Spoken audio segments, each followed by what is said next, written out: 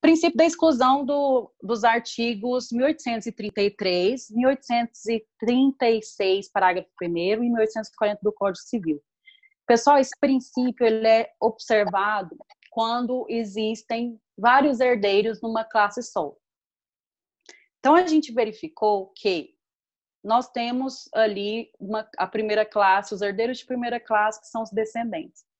Mas, de repente, eu tenho descendentes de primeiro, segundo e terceiro graus vivos. Quem que vai herdar? O de grau mais próximo, que são os descendentes de primeiro grau. Herdando os de graus mais próximos, automaticamente, os demais graus, os demais herdeiros, tanto da classe de descendentes quanto das demais classes, serão excluídos, tá? Esse é o princípio da exclusão. Entre os herdeiros da mesma classe, a preferência será dos que têm grau de parentesco mais próximo com o falecido. E aí eu coloquei para vocês umas observações quando esse princípio da exclusão acontece entre os descendentes. Os filhos excluem os netos, e os netos, na ausência dos filhos, excluem os bisnetos, e assim sucessivamente. O grau mais próximo exclui os parentes de graus mais remotos. Ok, não temos os herdeiros de primeira classe. O falecido não deixou vivos filhos, nem netos, nem bisnetos. Não temos descendentes. Vamos para os herdeiros de segunda classe, que são os ascendentes. Quando a gente chega na segunda classe de herdeiros, a gente tem que verificar o seguinte: não deixou descendente. Pai falecido vai herdar. Os pais do falecido que vão herdar. Automaticamente, os herdeiros da ascendência de segundo grau, que seriam os avós vivos, serão excluídos. Olha o princípio da exclusão de novo, onde os parentes de grau mais próximo excluem os mais remotos. Certo? Então, tanto na linha descendente quanto na linha ascendente, eu vou verificar quais são os parentes de graus mais próximos. Existindo um parente de grau mais próximo, ele herda tudo, e os demais ficam excluídos da sucessão. O cônjuge e o companheiro, pessoal, na ausência de ascendente e descendente, vai herdar tudo, independente do regime de bens, desde que ele não esteja separado de fato à época da morte do autor da herança. Como assim separado de fato, Lana? Seguinte, às vezes o casal, gente, separa sem fazer o divórcio. E a gente sabe que para a validade do casamento é necessário que haja convivência, que haja comunhão de vida. Uma vez que a comunhão de vida se encerra, todos os efeitos do casamento, mesmo que ainda não tenha feito divórcio, eles também serão cessados. Óbvio que esse cônjuge que ainda está vivo, mas ainda não promoveu o divórcio, apesar de estar separado, se ele tiver um regime de bens que possa alcançar meação, ele é meieiro.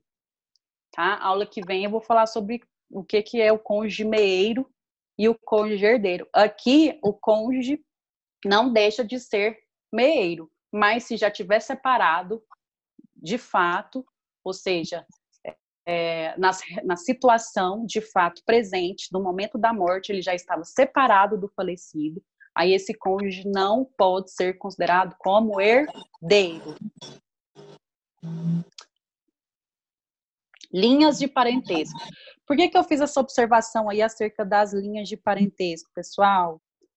Só para recapitular com vocês, o que é linha de parentesco? Os parentes, eles são definidos de acordo com suas linhas de parentesco.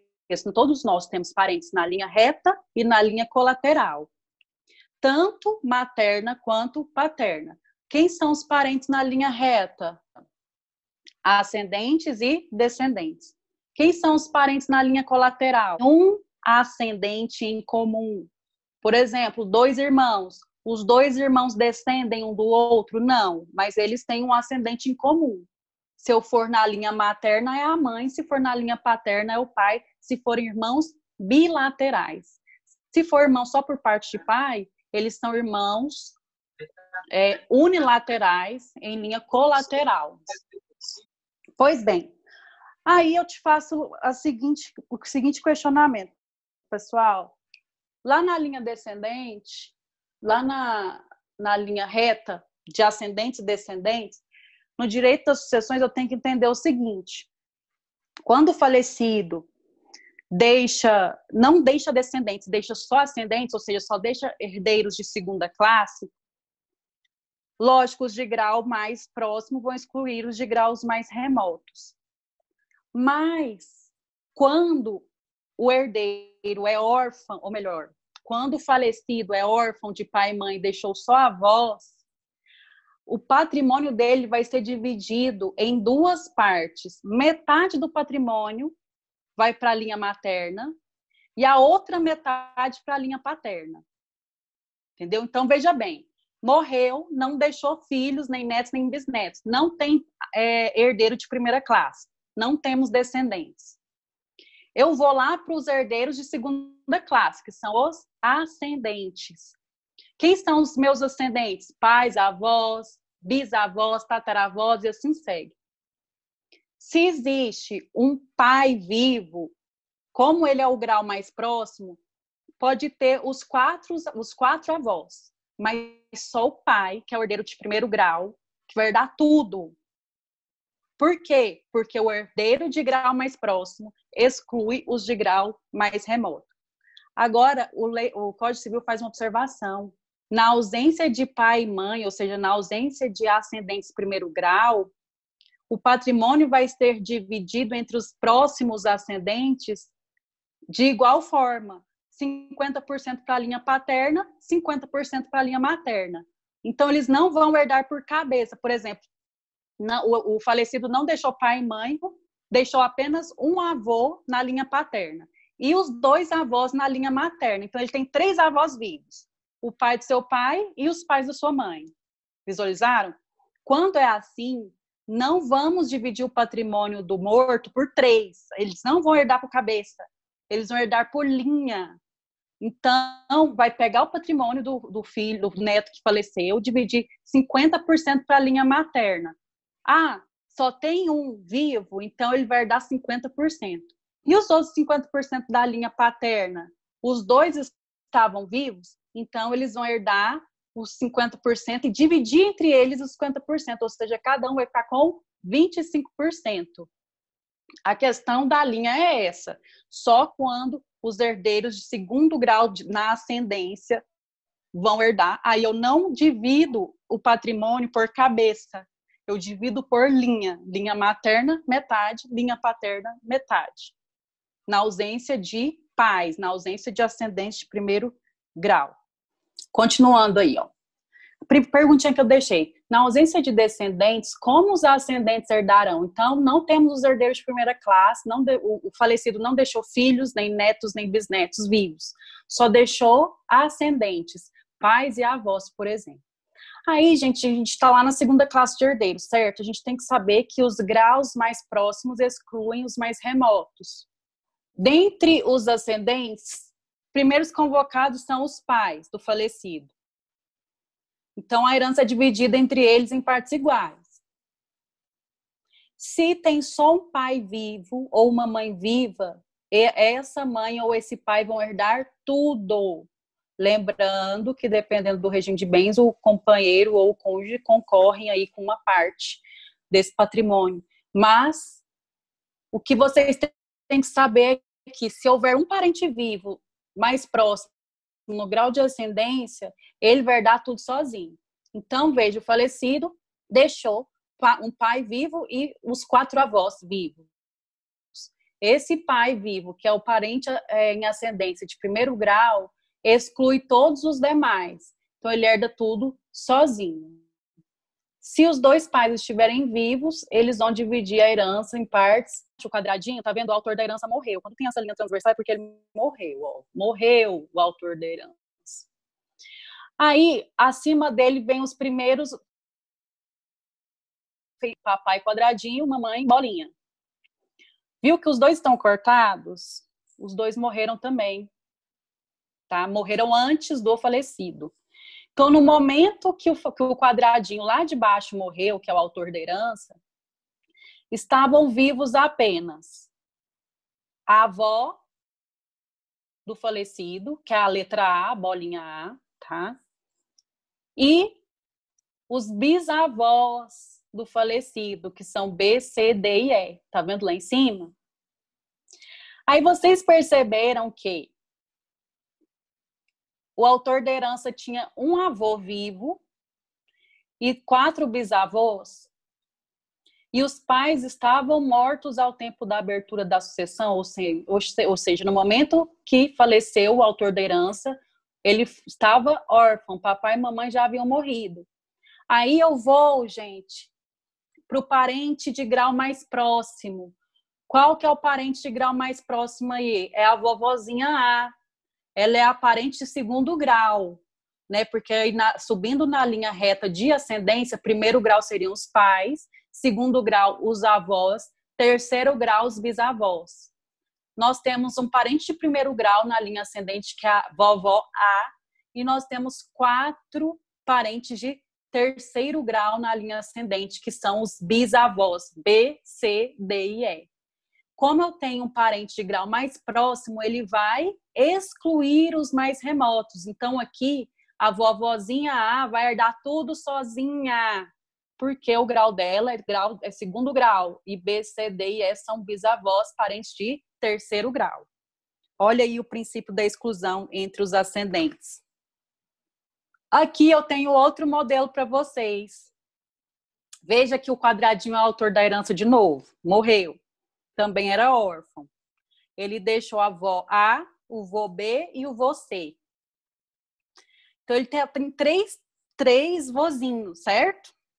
Nesse caso aqui, como ele não deixou pais vivos, eles não vão herdar, os ascendentes não vão herdar por cabeça, por exemplo, pegar tudo e dividir por 3. Não, não vai acontecer isso. Nós vamos dividir por linhas de ascendência. Linha paterna, 50%, linha materna, 50%.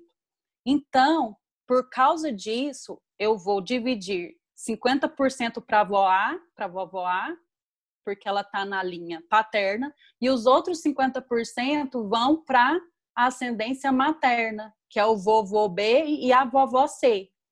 Ou seja, B e C vão ter que dividir entre si metade da herança que foi deixada pelo seu neto. Viram que eles estão no mesmo grau, gente, de ascendência? Tanto A, B quanto C são parentes de segundo grau do autor da herança. São vivos. Então, aí a herança divide. Mas no caso acima, A, B, C, D e E, olha lá, eles estavam em graus diferentes. O A era um grau mais próximo, por isso que ele herdou tudo sozinho, e B, C, D e E foram excluídos da sucessão. Assim fica mais fácil de visualizar, né? E aí, pessoal, para terminar, eu quero mostrar para vocês essa questão aqui do direito de representação.